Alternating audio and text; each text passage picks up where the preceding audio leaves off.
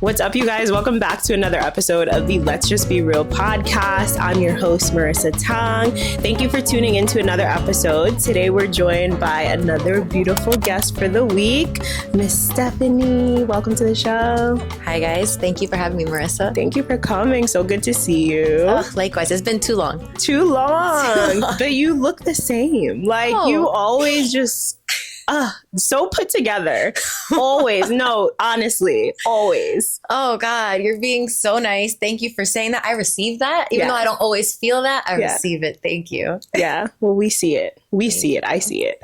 Thank you so much for coming. How's everything? How's mom life? How is business? How's coach life?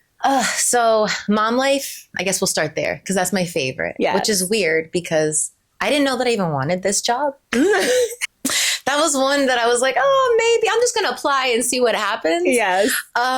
Best job in the world. Most challenging job. Definitely most demanding job. My boss yells at me all the time and I still love her. Kids are so funny. Oh, man. But it's really good. I will say the one thing that I find the most interesting about motherhood, and I'm sure it goes for single moms and married moms, just readapting and transitioning to each new stage. So I feel like every time you get used to status quo and think, okay, I've got this routine down. Like my life it's good. Like, okay, I know that when she does this, I do this, and this is my routine now. Yeah. The second you get used to it, bam, they go through a little baby midlife crisis and change everything on you. They switch it up. That is so funny. Like, oh my God, now I have to recalibrate. Yeah. But you do, and it's like, I feel like that's God's way of teaching us resilience. Yes. And it's wild. So that's mommy life. Yeah. As far as life is good. You know, dating is fun. Ooh. Yeah. Okay. We need to know a little more about that. Yeah. Dating is fun. I have to say that for any of my single ladies out there that are struggling or single moms that are like, oh gosh, like I'm so scared to get back into the dating scene. It's all about your perspective, your attitude, your self-love. It's all about what you believe, and you're going to see that tenfold. Because when I think back to the quality men that I was seeing in my 20s versus the quality men that I am seeing now, that I am a healing woman, because you're never healed, right? Yes, exactly. You're never fully healed. But as you go through your healing journey and your spiritual journey, and you really figure out who you are, what you want, you see, like, your brain really does affect the quality of what you see. Law of attraction. Oh my gosh, it's powerful. And I have just seen, like, even though I haven't maybe met my person yet, I have to say that it's just one quality man after the next, and I'm enjoying the process. I love that for you. Stop. You're giving me hope. Wow. Thanks. Yeah, it's been a lot of fun. I mean, there have been some that, you think like, oh, this one might be it. And maybe it works, maybe it doesn't work. And you never know, right? Yeah. Like sometimes life has a funny way of bouncing things around and then be like, okay, now. Yes. Sometimes it's all about timing.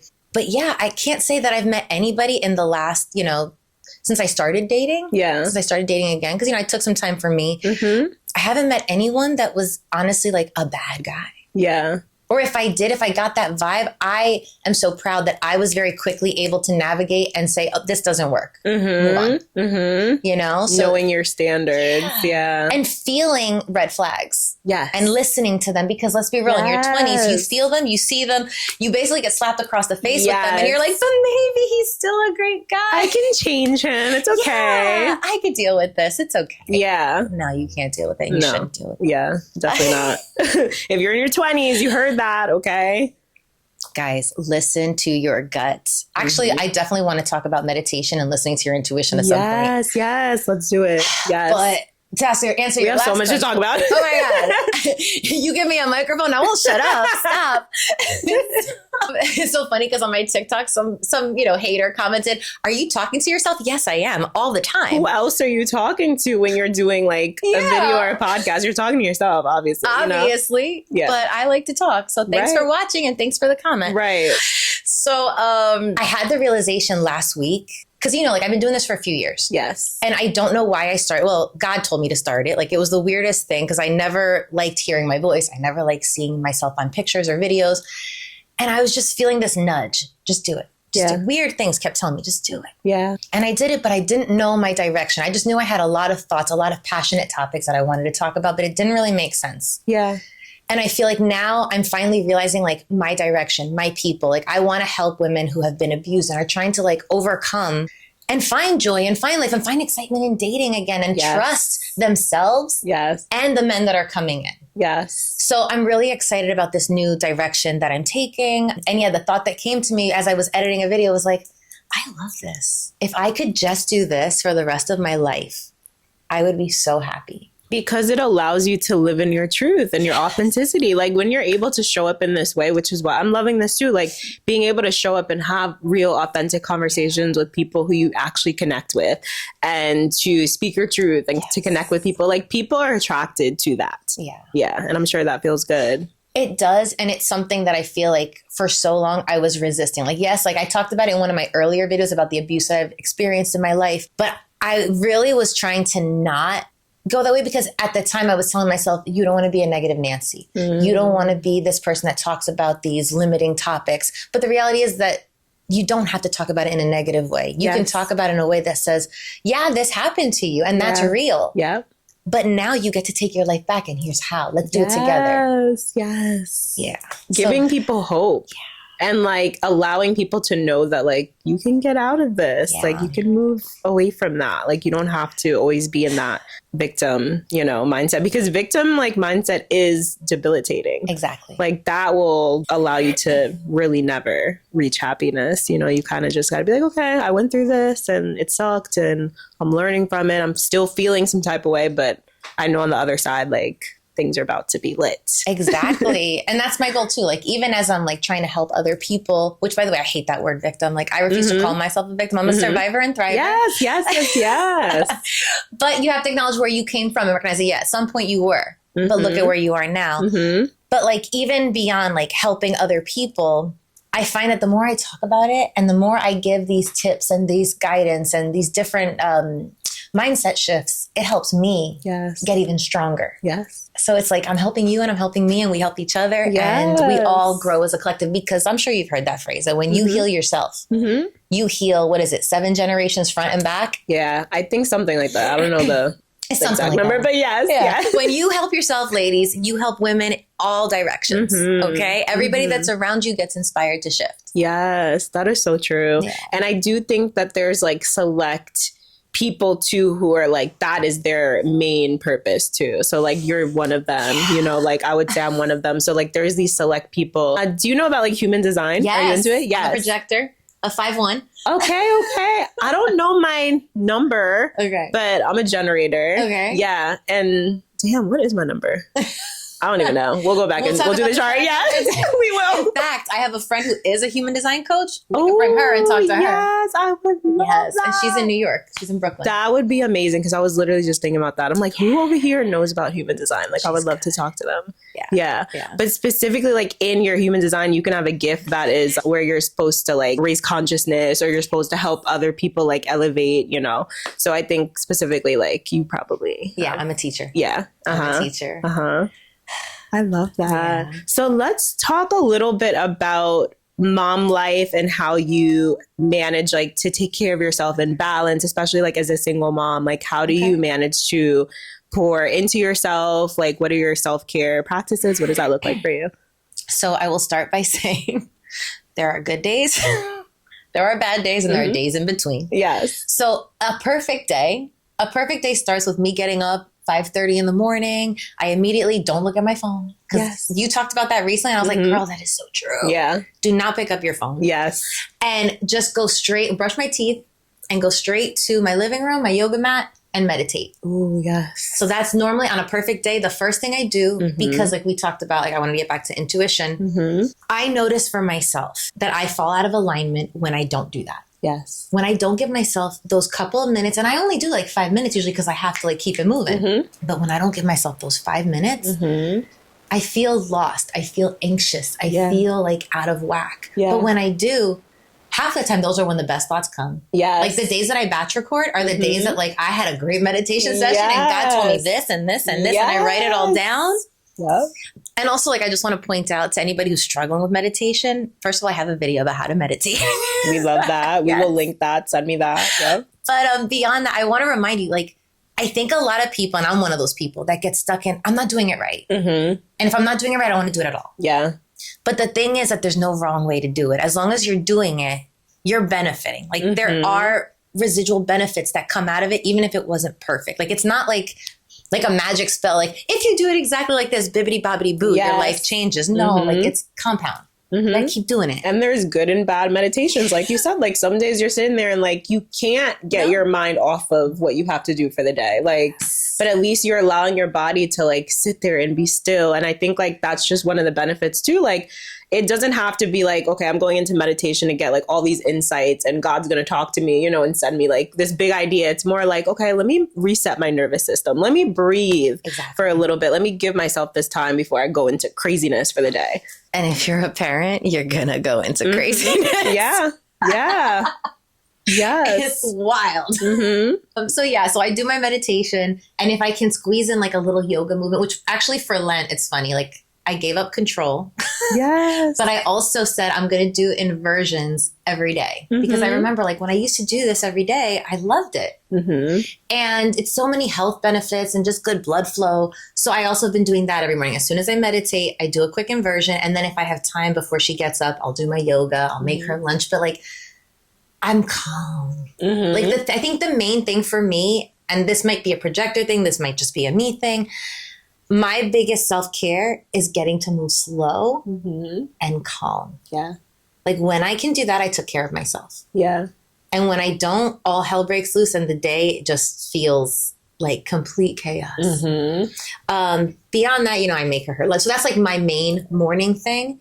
And then at some point throughout the day, even when she's awake, like I try to do at least like a quick workout while she's awake, because I just feel like taking care of your body is also a huge bit of self-care. And it's not taking care of my body because I want to be a size 2, because I'm never going to be a size 2. And I'm okay and with you that. Don't need to be, because you're fine. Thank you. And I'm okay with that. I love me just the way I am. Yes. But it's about just remembering that our body is our temple. Yes. And you only have one. And you got to take care of it. But also, I think that my thought process has totally changed, because it's no longer just about me. Now it's like, what am I teaching her? And like, I remember you talking about this once about how like when you posted your video of doing the firm workouts, and I was like, I do them too. And guys, these are the best workouts, but like they really are. Yeah. But the original ones are from the 80s. Yes. And they have like their little like thong leotards and leg warmers, but they're the best. They're so like, I kid you not, when I was doing that consistently, I was in the best shape of my life. I know. Like, I want to go back and do it.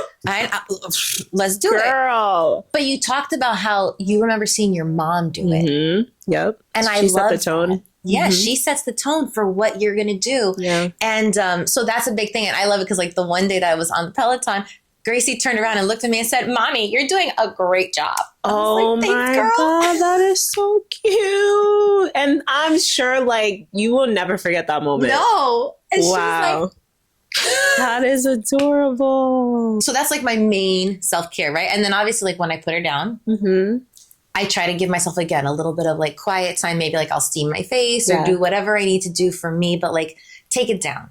And also like I have, I highly recommend those like the smart light bulbs throughout my house. Yes. So you can change the color. Yeah. And so like it automatically at like sundown starts to like take it down. So our whole mood, so it's for her and for me that we both realize like, okay, like it's getting to bedtime. Yes. Calm down. Take it down.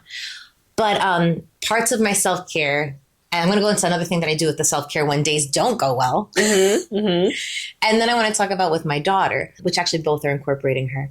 So let's say there's a day that like I'm not energized. I'm staying in bed too long. And by the time I get up, I sit down to meditate and I hear, "Mommy!" Oh my God. Yeah, she yells at me. Oh my God. Sometimes it's very sweet, but sometimes it's, "Mommy!" So demanding. Where are you?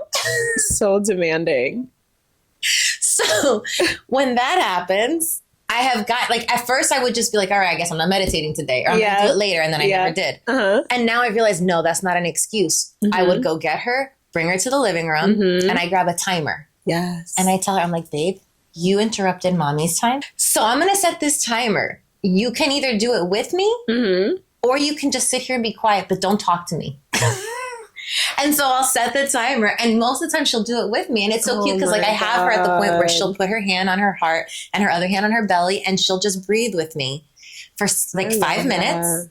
And I love that that's also teaching her, like, first of all, you have to take care of yourself. Like, I'm not just saying, okay, you're up, let me sacrifice myself. Yes. But I'm also not ignoring you. I'm letting you know I love you and I'm here, but I got to take care of me so I can take care of you. Yes. And here's a way to also take care of yourself. Yeah. And you can do it with mommy. I love that. Yeah. So I'm getting used to like finding calm in the chaos and not getting like frazzled just because the day didn't go as planned. Yes. And then, so what I do when, let's say, good days, bad days, whatever, either way, every morning and every night, I have self-care practices for her. Ooh. So as soon as she wakes up, we do breath work. So I have her do anywhere from 1 to 4 deep breaths. And I'll give her the option, like, do you want to do a quiet one? Do you want to do a loud one? Do you want to do a silly one? Yeah. And like, I let it be fun for her. So we do that. And then we say our prayers. Yeah. And we say prayers for ourselves, but then we also have like a long list of all these people that we pray for. Yes. Yes. Because you got, again, it's about you, but it's also about everybody else. And then at night, we do the same thing. But at night, the thing that I add for her, which is like probably my favorite thing that we do, and I've done this ever since she was a baby. I give her a kiss on her mouth, a kiss on her nose, a kiss on her head. And I say, you are. And I give her all the list of the things that she is. And I'll change it up sometimes, but usually it's like, you know, the basics. You are brave, you are powerful, you are strong, you are smart, you are beautiful, you are confident, you are worthy, valuable, loved. And like all the big things that I want her to know that I think about her, because somewhere I heard that affirmations are good. But if you can get a recording of your mother saying them, it's more powerful. Ooh. Yeah. So we need to get on that. Yeah. No, like, Mom, I need you. Can you just read this? That's amazing. And that's so true, because think about it. Like, we listen to other people's, like I listen to like Louise Hay, certain other people's affirmations. So it's like to have that from your mom, a voice that you know, a voice that like, you know, means something to you. Yeah. The one that created you, the one that, well, that brought you into this world. Yeah. God created us, I believe. Yeah. But yeah. And so like, and I remember there was one day that she was really disappointed about something. It was recent actually. And she just kept saying, I'm sad. And she cried herself to sleep because she was so upset about what had happened to her. And I was like, oh God, I don't want this to damage my child. So as soon as she fell asleep, I did it again. And I whispered it in her ear because I was like, I want this to sink in. And especially the part that like, you are loved, you are valuable, you are worthy. Because I don't want her to ever think that just because someone disappoints you, that has anything to do with you. That's about them, not you. Yes.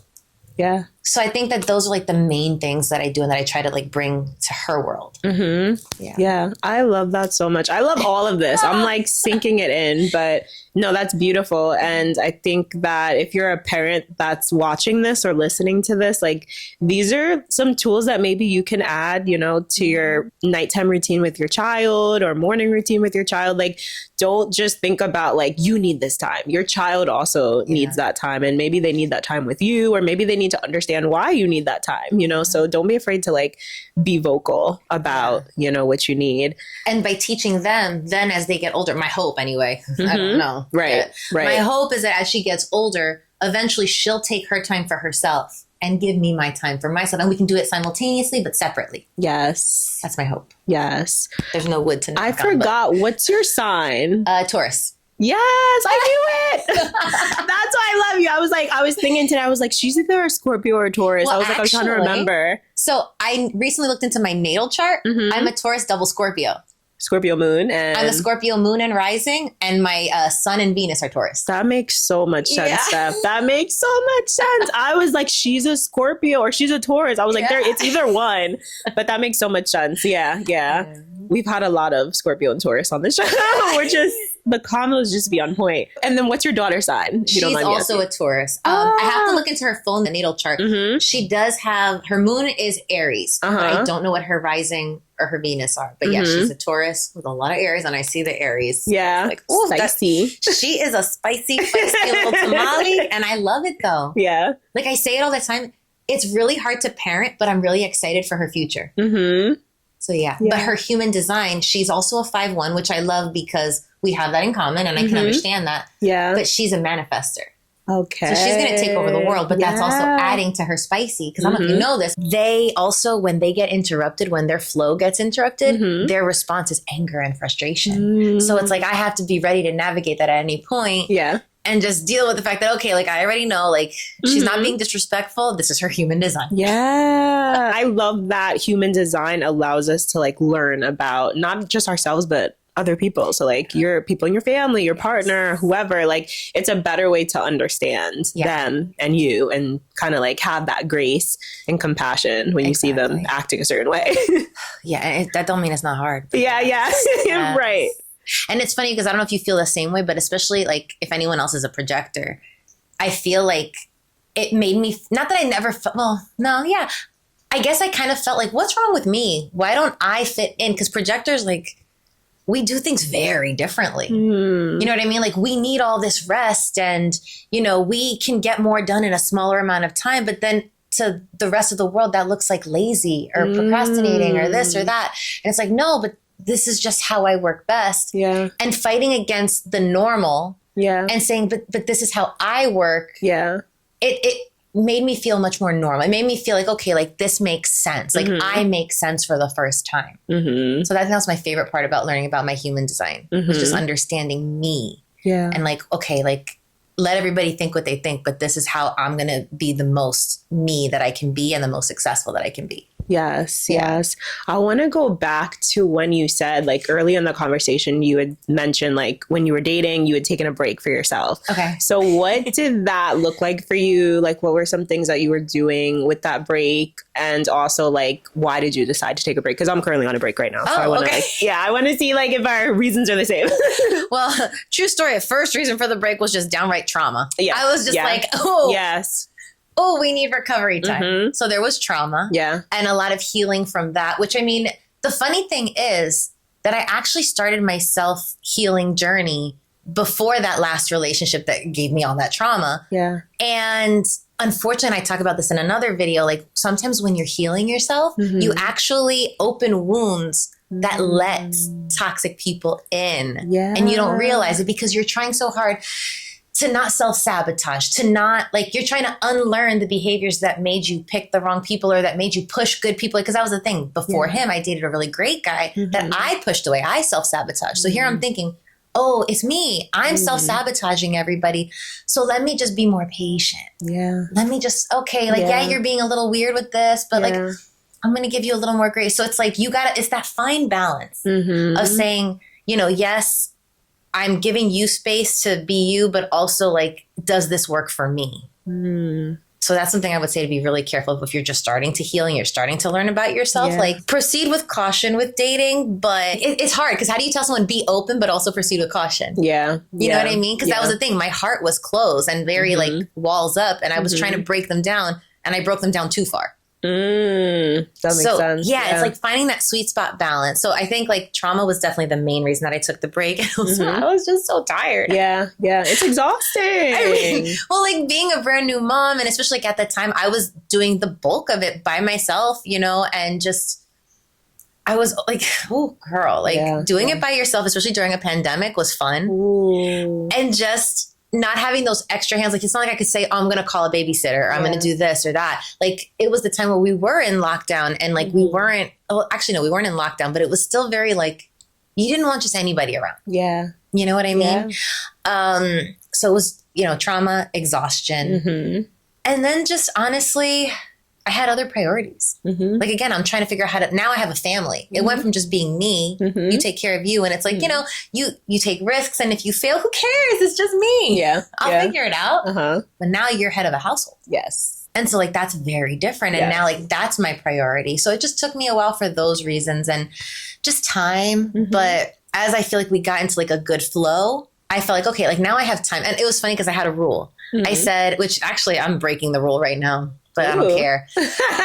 No, it's not a good, juicy rule. Okay. It was like, I was like, I'm ready to date the day that my dining room table is clean and has been clean for a week. Ooh, that's a good bet though. It was like, okay, if you can keep your dining room table clean for a week, then that means you have time to date. Ooh, I like that. So I waited for that, but ask me if that's like, that table is, but it's because now she comes home with all these things from school and it's like, I'm still trying to figure out, okay, we have the same size apartment. Yes. But so much more stuff and you have all these cute art projects. Okay, where am I putting this stuff? Where am I putting this stuff? Right. Yeah. I love that. And then, so when did you know, like, what went off in your mind, or like, what was the sign that you were ready to get back out there? I don't know. I think it's just like at the time I told myself, I don't want her to be an only child. You know, so you want more kids? Well, maybe someone else's. Maybe someone else's. Well, kids. so I did. I thought I did, because also like, I was single in my pregnancy. You know what I mean? Like I made that decision very early on to be like, we're going our separate ways. Yeah. And so I didn't have that nurturing support. So like part of me was like, I want to know what pregnancy is like with a solid, supportive partner and like with love involved and all these things. And so like, there was that. There was also like, I didn't want her to be an only child. And then, I don't know, she had RSV this last winter and then I caught it. And I got to tell you, I was never so happy for her to go to her father's house that I was like, I don't know if I want another child. Yeah. Like you need that time for yourself. And if I have another one with that supportive partner, they don't go anywhere. They're always home. True. So, guys, I don't know. Yeah. I'm leaving it in God's hands. But I think I can honestly say if it doesn't happen, I'm okay. Yes. But that was like the nudge. Like, I don't want her to be an only child. I want this. I want this experience. You're not getting any younger. You should probably start looking at least. And then I realized this is fun. And also like those sound like the world's like beliefs. You know what I'm saying? Like those sound like a lot of things that women are like meant to believe. Like, oh, you don't want to raise an only child. She needs, a sister. She needs a brother. Oh, you're not getting any younger. Oh, you need to have one while you're still young. Like, and honestly, it's a lot of programming, but ultimately it's up to you. Like it's your body. It's your, you have to be the one to take on that role, for a second time and to be able to provide, and you have to feel good within yourself. Exactly. So yeah, girl, take your time. That's where I'm at. I'm just like, I don't even know if I want children, to be honest. Yeah. And that is okay. Like, cause that's the thing. Honestly, I'm not going to ask you your age, but I feel like you're probably around the same age that I was when I went through all like that whole thought process. And I was in the same boat. Like I always grew up thinking I wanted children, but it's again, because society told me you have to have children. And then I was at the place where if it doesn't happen, I'm okay. I don't know, like God's plan. And it did end up happening. But honestly, like it was because I was in that place of, I don't know if I want it. It was a hard transition. Like I still feel like that morning of the life that I was creating. You know what I mean? Like I was creating all those self-care routines and going on vacations and doing all these things by myself. Yeah. And all that changed now. So it's like temporarily for sure. And like, obviously like this was God's plan and I'm very happy with, I would never take it back. But I just want like to normalize the mourning of the life you had and accepting the fact that if you don't want to change your life, that's okay too. So like, I mean, I honor women that don't want to have kids, that do want to have kids, like whatever, like, yeah. Honestly, it's everyone's personal decision, And like you said, like your daughter could have came into your life as a way of God's plan, maybe to teach something or to navigate, like I do believe that like the children are going to come into our lives at the time in which we need them, So it's never like, it's never a mistake, but it's always like, it's not your time. It's not our time. Like, yeah, we can plan and we can try to have it at the right time, but it's like, who's to say? What I've learned with planning is that God always laughs at me. I mean, maybe not everybody else, but at me, the second that I'm like, okay, this is my vision board. This is my life. God's like, oh yeah? Right. No. Right. So there's that, but also like to your point about like the children come when they're meant to and like all, and to teach us, like I've always said it, like my daughter saved my life. My daughter saved my life because she was my final, like, no, I'm not accepting less than behavior. Like she has been my greatest teacher because when I look at her, I think, okay, what do I want her to know? I got to learn it first. Yeah. And also she's teaching me more patience. She's teaching me resilience. Watch what you pray for, because I used to always pray, dear God, give me strength. Yes. And then I'm not saying that it's her because she's so challenging. My daughter's actually like, she's a good egg. She's a good kid. But like the circumstances surrounding her have just like really taught me strength and like navigating co-parenting and all those things. And just like, okay, like I asked for strength, but God doesn't just be like, poof, you're strong. He's like, oh, you want to be strong? Let me like make you really uncomfortable. Let me like what's the word? I'm like sandpaper you and like buff you. And I'm like, oh God, this hurts. But throw you in the dirt a little bit, rough you around. Yeah. For real. Yeah. He's like, oh, you want to be strong? Pick up those mental weights. Let's go. Right. Yep. And the other side is great, you know, because then you can appreciate it. Yeah. But when you're going through it, it's not. Yeah. It's like, oh, I didn't mean it. Right. I was kidding. Can I learn another way, please? I don't like this. Yeah. But it, like, when I look back at like who I was 3 years ago, 4 years ago, I'm like, wow. I mean, there's some pieces of me, like I said, that I still miss. But then there's also pieces of me now that I'm like so proud of. And so excited that like this is the new version of me. This is like the 2.0 version of me. Well, 3.0 because I had already gone through a little bit of a healing. Yeah. I would say this is like 3.0. Yeah. So it's all worth it. I love this. Stephanie, this was an amazing conversation. Thank you so much for coming on the show and like just sharing your light and your energy. You've always had just a beautiful light. Thank you. An aura. Yeah, always. I'm so happy we got to catch up. We still have more catching up off camera to do, but thank you so much. Please tell the people where they can find you on social media. Sure. You can find me on primarily YouTube, but also on Instagram and TikTok, all the same name, The Limitless Babe. If you want to send me emails, questions, if you want to do coaching with me, you can email me at thelimitlessbabe@gmail.com. And yeah, that's it. Yes. And if you guys are watching on YouTube, make sure you hit that like button, subscribe to this channel, subscribe to Stephanie's channel. Everything will be linked in the show notes. And if you guys are listening on Spotify or Apple, make sure you guys rate and review the podcast, please, preferably 5 stars if you're loving these episodes. And thank you guys so much for tuning in. Thank you, Stephanie, for your time. And we'll see you guys on another episode. Bye. I'm going to edit this out. I'm like, I always like, my intros are always like,